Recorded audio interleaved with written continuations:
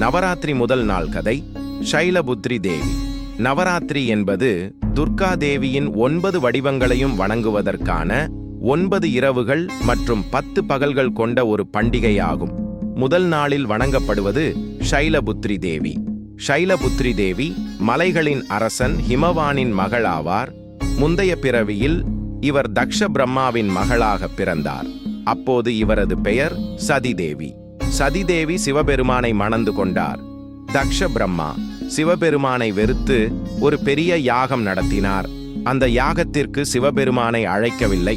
இதனால் கோபமடைந்த சதிதேவி யாகத்திற்கு சென்று தன் தந்தையிடம் சிவபெருமானை அவமதித்ததற்கான காரணத்தை கேட்டார். தக்ஷ பிரம்மா அவளை பார்த்து சிவபெருமானை மேலும் அவமானப்படுத்தினார். இதை கேட்டு மனமுடைந்த சதிதேவி யாக குண்டத்தில் விழுந்து தன் உயிரை மாய்த்து கொண்டார்.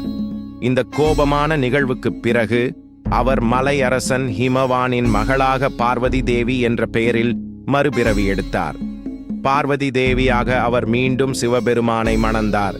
இந்த மறுபிறவியே ஷைலபுத்ரி தேவியாக வணங்கப்படுகிறது.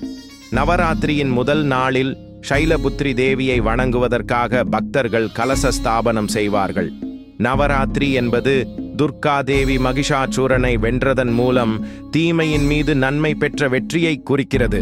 ஒவ்வொரு நாளும் ஒவ்வொரு தேவியின் வடிவத்தையும் வணங்குவதன் மூலம் பக்தர்கள் தங்கள் வாழ்வில் நேர்மறை ஆற்றலை பெறுவார்கள் என்பது நம்பிக்கை.